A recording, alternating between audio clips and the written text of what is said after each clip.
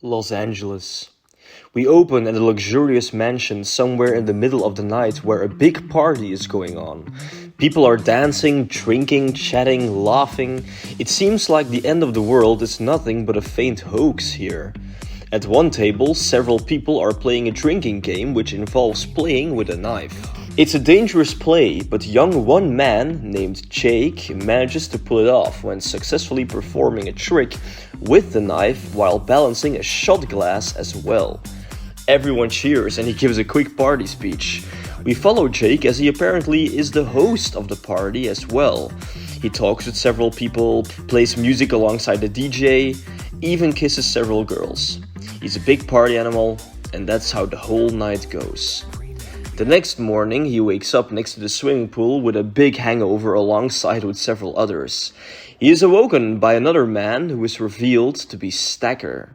Jake groans, and we learn that he is actually the Admiral's son.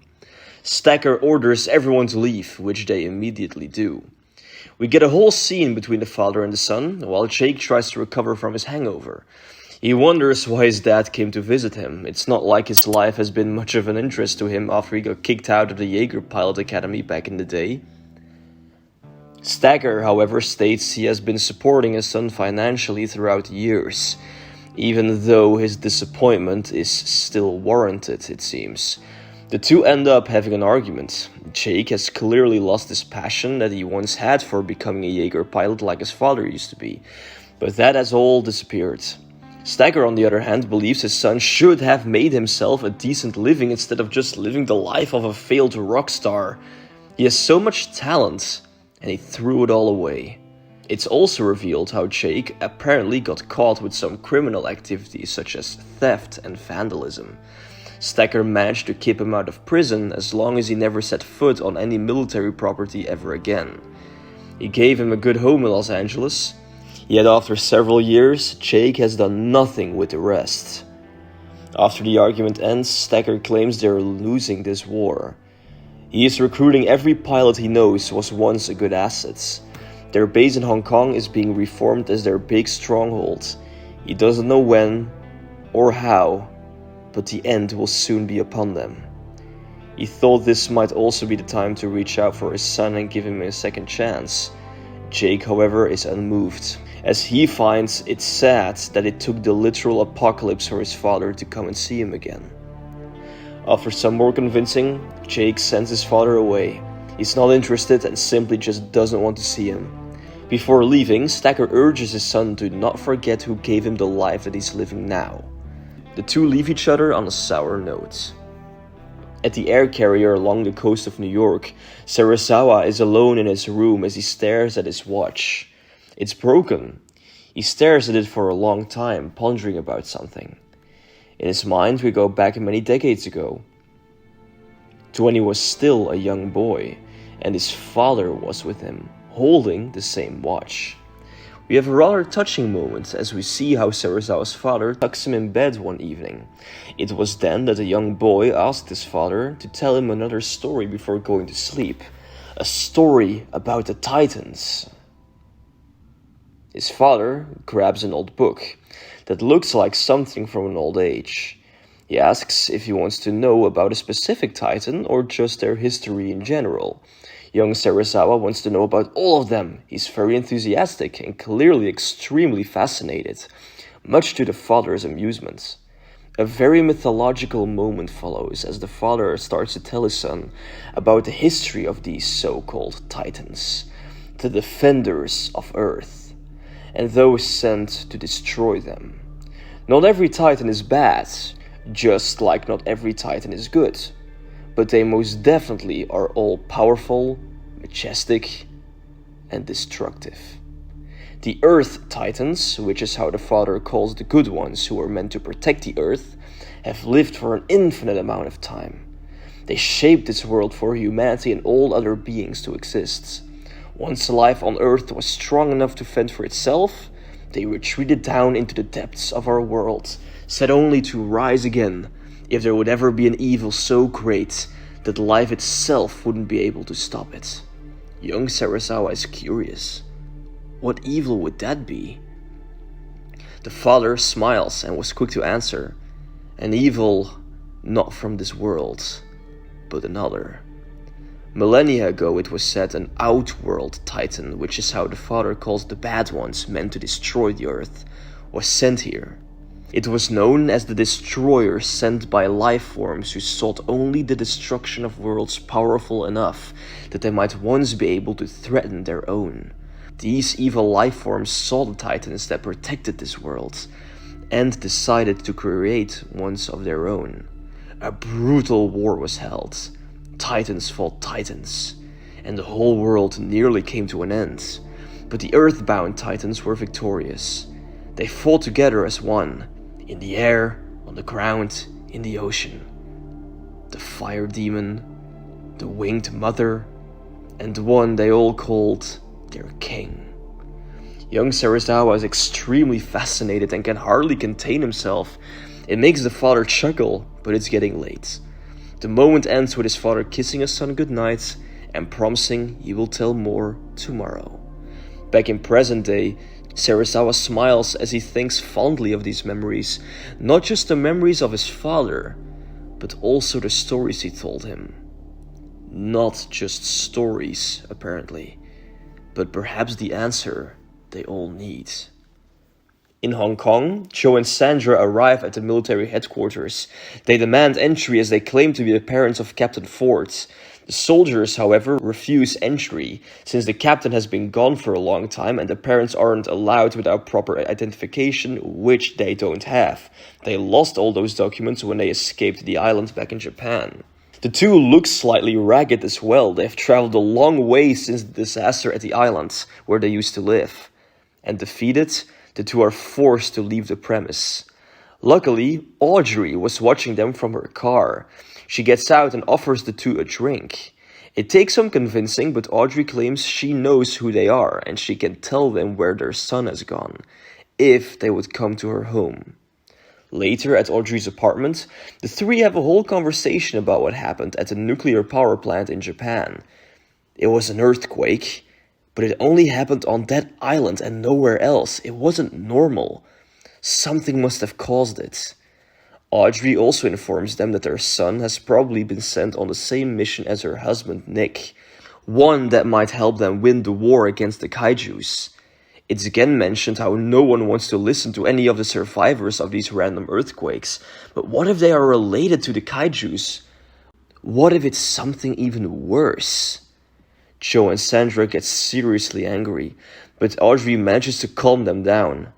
She eventually comes up with a solution and suggests recording them as they tell their story from the beginning to the end. Perhaps she can do something so they are heard, so that the people will know.